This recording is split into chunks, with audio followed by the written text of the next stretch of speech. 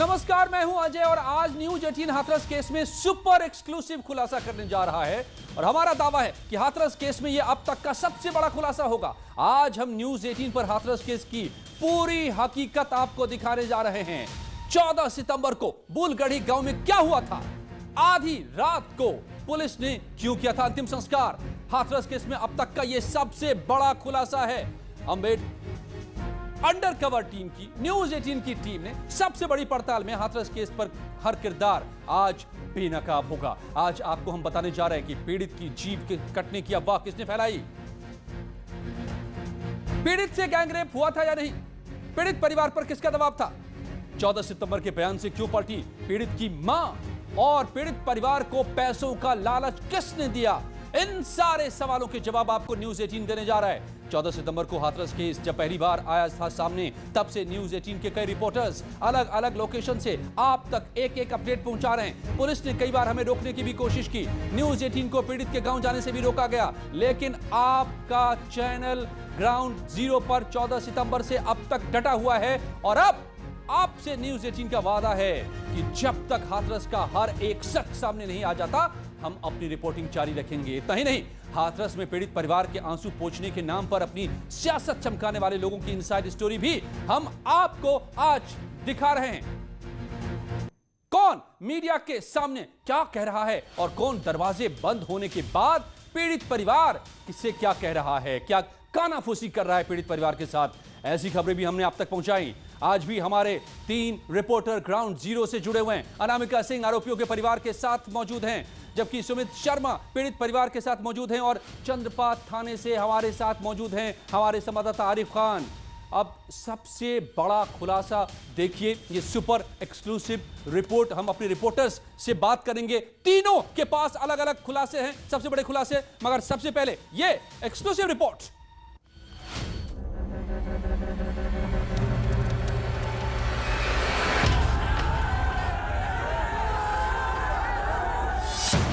उस चिता से चटकती लकड़ियां खाक हुई और उस राख से एक मुद्दा खड़ा हो गया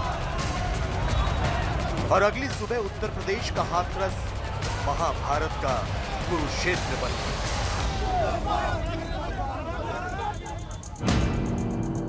सब कुछ दूर से देखा तो हर दिल में तूफान, हर आंख में गुस्सा और जज्बात में समाज, वर्दी और प्रशासन के लिए सिर्फ नफरत।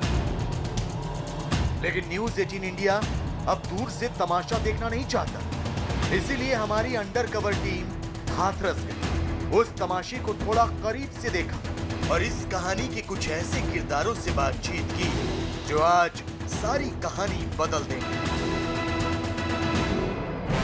ये किरदार कौन है, इनके नाम क्या है, पहचान क्या है, ये जानने से पहले ये समझिए कि कैसे हाथरस कांड के जरिए पूरे देश के जज्बातों का मखौल उड़ाया, कैसे उस महाभारत के कई धृतराष्ट्र सब कुछ देखकर भी आंख मूंद कर बैठे।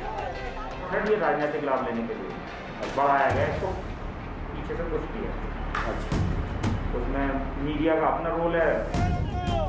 कैसे इस महाभारत के दुर्योधन अपने स्वार्थ में एक नई कहानी बुन रहे थे। ऑनर किलिंग भी हो सकती है, ऑनर के बारे में वैसा कि ये हो सकता है कि साहब उस दिन जो मारपीट हुई है वो लड़की के भाई ने पीट पाट दिया। कैसे इस महाभारत के कुछ शकुनी हाथरस की गुड़िया की चिता पर सियासत के पासे फेंक रहे हैं। क्या तो पॉलिटिक्स आ गई, बयान दे दिया, समझा दिया, कैसे करेंगे तो 25-30 लाख रुपया मिल जाएगा।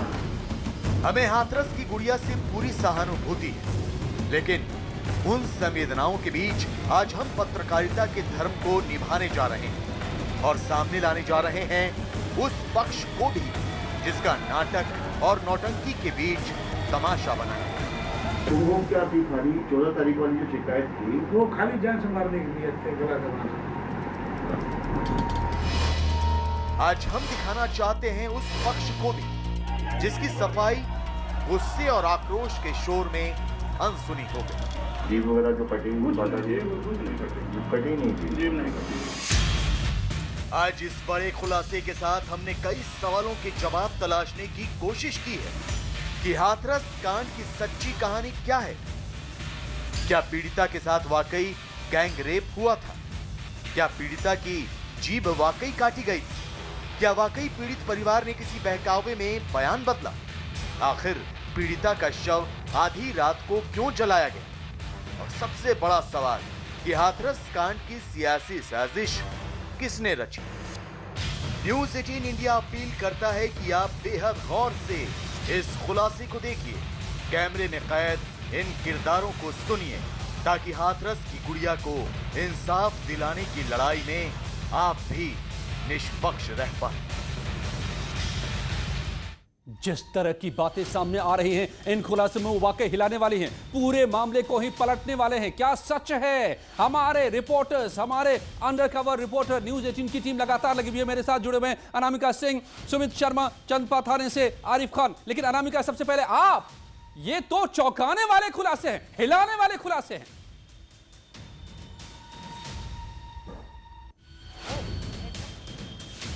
आने वाले खुलासे हैं, हैरान करने वाले और खुलासे हैं, साथ ही साथ उन लोगों का मुंह बंद करने वाले भी खुलासे हैं जिन लोगों ने हाथरस को सियासी पर्यटन बनाया, न सिर्फ बल्कि एक लड़की की मौत पर इस तरीके से नंगा नाच किया यहाँ पे सियासत का। ये जो मेरे पीछे आप भीड़ देख रहे हैं, ये तमाम पूरा गांव इकट्ठा है यहाँ पे। ये बुलखड़ी गांव का मेरे पास गांव के लोग इकट्ठे हैं जो ये कह रहे हैं कि भला बताइए, हमने कभी जीवन में इतनी मीडिया देखी नहीं थी पूरी जिंदगी में अपने, लेकिन इतनी मीडिया यहाँ पर आती समझ में नहीं आता कि कौन किस भाषा में बोल रहा है।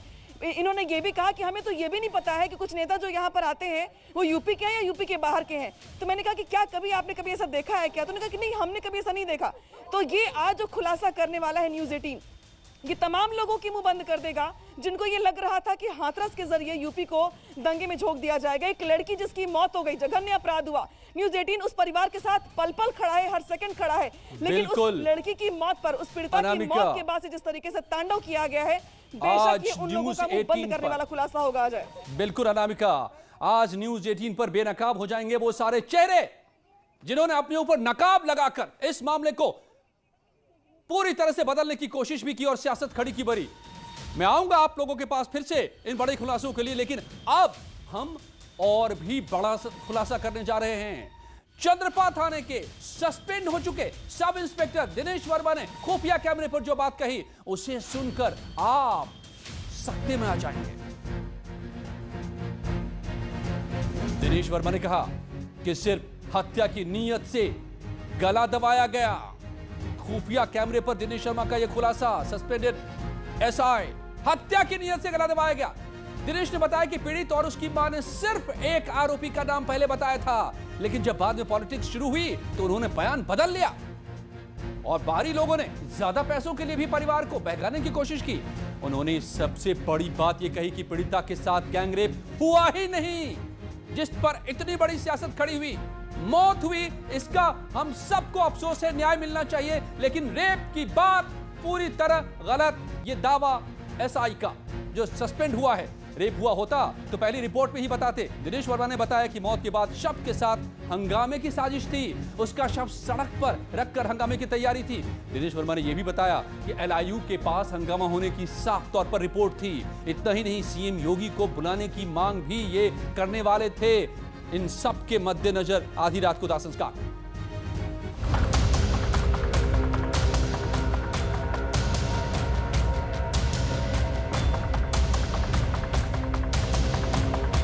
सच और झूठ की पड़ताल में हमारी पहली मुलाकात हुई हाथरस के इंस्पेक्टर दिनेश वर्मा से।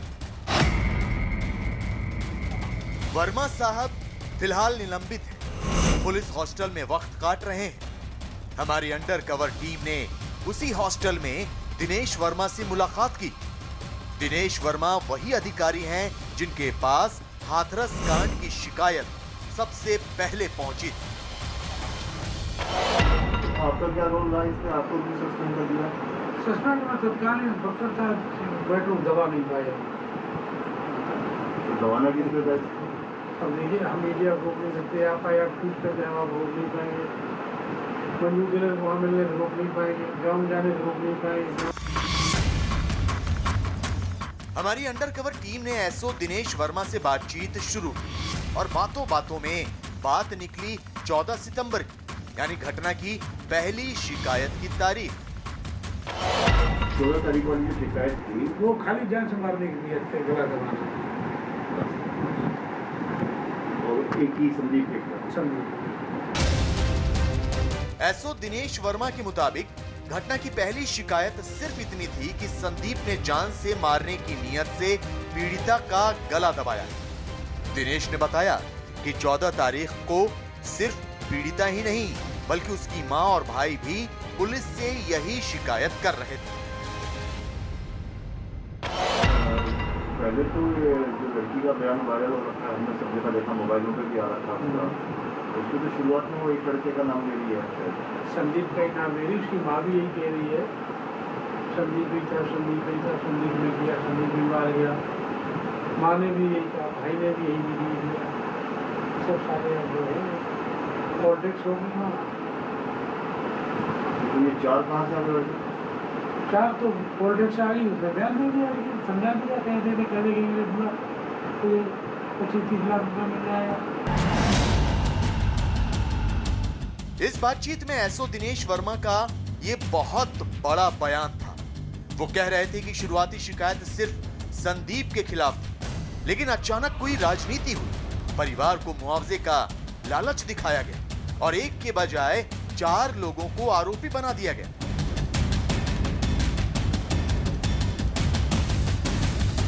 लेकिन दिनेश वर्मा ने इससे भी ज्यादा चौंकाने वाला बयान तब दिया जब हमारी अंडरकवर टीम ने साफ साफ पूछा कि क्या ये वाकई गैंग रेप का मामला है। तो आप लोगों ने जो जांच की, आपके मुताबिक क्या लग रहा है कि केस कैसा है? मुझे तो गैंग रेप फाल्स है और लग नहीं रहा रियल है फाल्स। अच्छा, रियलिटी है तो वो 3-7 की हरकत, इसके अलावा और कुछ है नहीं। मतलब जो प्रथम FIR हुई है ST/SC और 3/7। 3-7 SC/ST। अच्छा, SC/ST एक्ट का मुकदमा है और 3-7। इसके अलावा तो कुछ है। कैमरे पर एसओ दिनेश वर्मा दावे के साथ कह रहे थे कि ये गैंग रेप का मामला है ही नहीं। ये सुनकर हमें भी धक्का सा लगा। दिमाग में आया कि सारी कहानी तो गैंग रेप के इर्द गिर्द घूम रही है, इसलिए हमने दिनेश वर्मा से फिर पूछा और फिर वही जवाब मिला। नहीं है, बिल्कुल नहीं है। तो मैं 100% बता, 1% बता रहा हूँ। इसका मेडिकल हुआ? मेडिकल हुआ? उसमें कुछ नहीं है, कुछ नहीं है उसमें। 14 तारीख को जो हुआ मेडिकल। हाँ, 14 को तो टोटो का हुआ। रेप वाली बात कही नहीं, इंटरनल पार्ट का नहीं कराया जा सकता उसकी बगैर मर्जी के। जब उसने 22 को बयान दिया तो इंटरनल पार्ट में कराया गया, फ्लैट बनी, उसका सब कुछ निगेटिव आया सर। दिनेश वर्मा रेप की थ्योरी मानने को तैयार नहीं थे। हमें अब भी दिनेश की बात हजम नहीं हो रही थी। हमने ये भी पूछा कि कहीं ऐसा तो नहीं कि किसी दबाव की वजह से रिपोर्ट झूठी बनाई गई, लेकिन दिनेश के पास हमारे इस सवाल का भी जवाब था। मैनिपुलेट किया गया, पोस्टमार्टम की रिपोर्ट भी और नहीं गलत। ये ऐसी ना कंडीशन थी चलती, ना ऐसा कोई वो था। अगर ये चीज होती आदमी गांव से ही चिल्ला के आता है, सर रेप कर दिया, रेप कर दिया। रेप वाली बात तो आई नहीं उनके दिमाग में, कहीं भी नहीं आई। माँ के नहीं हुआ है, ना माँ के दिमाग में आई, ना भाई के दिमाग में, ना लड़की में, कभी कहीं का ही नहीं। हम बार बार लगातार पूछते रहे और एसओ दिनेश वर्मा बार बार बलात्कार की थ्योरी को नकारते रहे, लेकिन अब बारी थी सबसे बड़े और सबसे अहम सवाल की। सवाल ये कि अगर पुलिस सच्ची थी तो आधी रात को पीड़िता का अंतिम संस्कार क्यों किया गया? मगर जवाब में दिनेश ने जो बताया वो सुनकर होश उड़ गए। रात को ऐसी भी आफत पड़ गई थी, रात को ही रात वाला मैटर तो मैं चला आया, वो हम नहीं उसके बारे में बता सकते।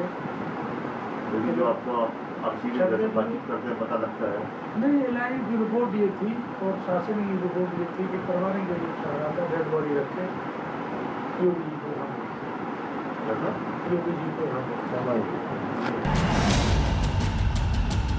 एसओ दिनेश वर्मा ने कैमरे पर जो बताया वो वाकई हैरान करने वाला था। वो दावा कर रहे थे कि उनके पास LIU की रिपोर्ट थी, जिसमें अंदेशा था कि पीड़िता का परिवार और समाज के तमाम लोग शव को सड़क पर रखकर हंगामा कर सकते थे और उत्तर प्रदेश के मुख्यमंत्री योगी आदित्यनाथ को मौके पर बुलाने की मांग करने वाले थे। एक बार फिर से सुनिए एसओ दिनेश वर्मा का वो दावा। की रिपोर्ट ये थी और शासन की रिपोर्ट ये थी कि करवाने के लिए चाह रहा था डेड बॉडी रखे योगी जी को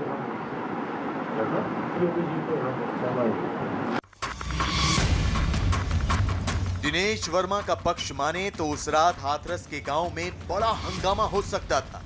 पीड़िता के शव के साथ चक्का जाम करने की योजना थी, मुख्यमंत्री को बुलाने की मांग थी, मामला बिगड़ न जाए, हिंसा भड़क न उठे, इसीलिए प्रशासन को मजबूरी में अंतिम संस्कार का फैसला करना पड़ा।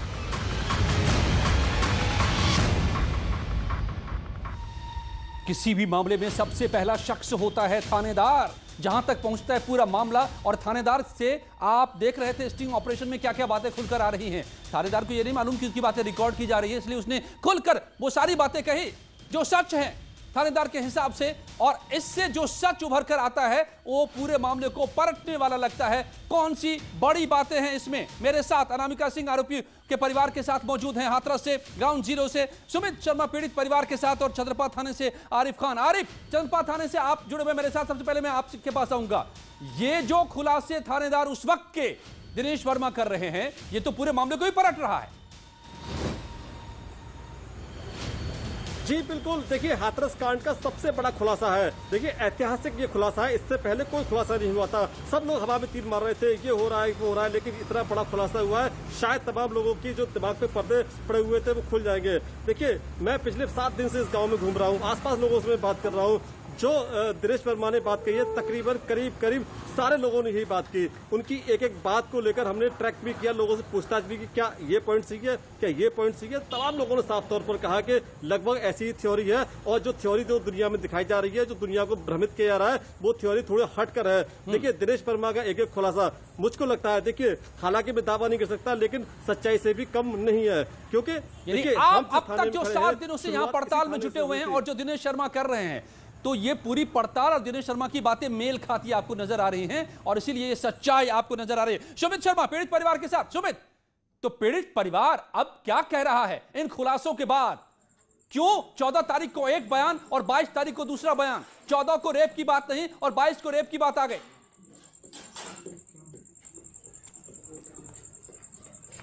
जी अजय, जिस तरह से मैं आपको बता दूं, ये जो पहले इंस्पेक्टर थे दिनेश वर्मा, उन्होंने हमारी जो टीम इसमें पूरी तरह से काम कर रही थी, उनके सामने ये खुलासे किए हैं कि पूरे मामले में सियासत थी, पूरे मामले में योगी को बुलाने की बात कही जा रही थी। तो पहले बयान था पीड़िता की मां का, वो सिर्फ यही था कि कोई रेप की बात उस बयान में सामने नहीं आई थी। उसके बाद से मैं लगातार 14 तारीख से ही इस पूरे मामले से जुड़ा हुआ हूँ, और लगातार इस पूरे मामले में ग्राउंड जीरो से न्यूज़ 18 पे लगातार एक्सक्लूसिव रिपोर्टिंग इसमें की जा रही है। अभी हम इस पूरे मामले में जानकारी करते हैं। हमारे साथ यहाँ पर मौजूद हैं पीड़िता का परिवार, हम उनसे जानेंगे कि इस पूरे मामले में क्या उनका कहना है। जी अजय, आप तो माँ हैं, ये जो अभी बात सामने निकल के आ रही है, जो इंस्पेक्टर थे वहाँ चंदपा थाने में, उनका ये कहना है कि इस पूरे मामले में पूरी सियासत तेज है। पहले जब वो तहरीर लेके और उसको लेके पहुँची थी, तो इसमें कहीं नहीं कहा गया था कि इसमें रेप हुआ है, सिर्फ ये बात सामने आई थी, ये मारपीट हुई है। ये मम्मी बता देखिए अजय, इस पूरे मामले में अभी तक इनका यही कहना है कि इस जो परिवारीजन है वो अभी यहाँ नहीं है, वो अभी कहीं गए हुए हैं। इस पूरे मामले में सिर्फ वही बता सकते हैं, पूरी तरह से अभी कुछ भी कहने के लिए परिवार के लोग जो यहाँ पर मौजूद हैं वो तैयार नहीं है। अनामिका, आप भी लगातार पड़ताल कर रही हैं, मैं समझ सकता हूं। मैं खुद कई ऐसे मौकों पर रिपोर्टिंग करता रहा हूं। इन हालातों में इस तरह की रिपोर्टिंग, सच की पड़ताल, सच को सामने लाना बेहद मुश्किल होता है, बेहद खतरनाक भी होता है। आप लोग अपना अपना ख्याल जरूर रखिएगा। अनामिका, तो पूरे गांव के लोग इस बात को किस तरीके से कह रहे हैं? जो आरिफ कह रहे थे कि लगातार लोगों से जो समझ में आ रही है बात और थानेदार की बात मिलती नजर आ रही है। और देखिए अजय, गांव का माहौल तो बिल्कुल इतर है, बिल्कुल अलग है, बिल्कुल आप कह लीजिए कि जो परिवार दोनों पक्ष के कह रहे हैं, आरोपी परिवार भी कुछ और कह रहा है और जो पीड़ित परिवार है वो भी कुछ और कह रहे हैं, लेकिन गांव के लोग कुछ और कह रहे हैं। इस पर मैं बाद में आऊंगी। पहले मैं इस पर आती हूं कि जिस तरीके से दिनेश वर्मा अपने बयान में कह रहे हैं कि पहली बार जब माँ आई थी उनकी और बेटी आई थी तो सिर्फ और सिर्फ ये बात कही गई थी कि लड़की के साथ मारपीट की गई है, जान से मारने की कोशिश की गई है। इसमें एक अभियुक्त का नाम लिया गया था, एक आरोपी का नाम लिया गया था, नाम था संदीप।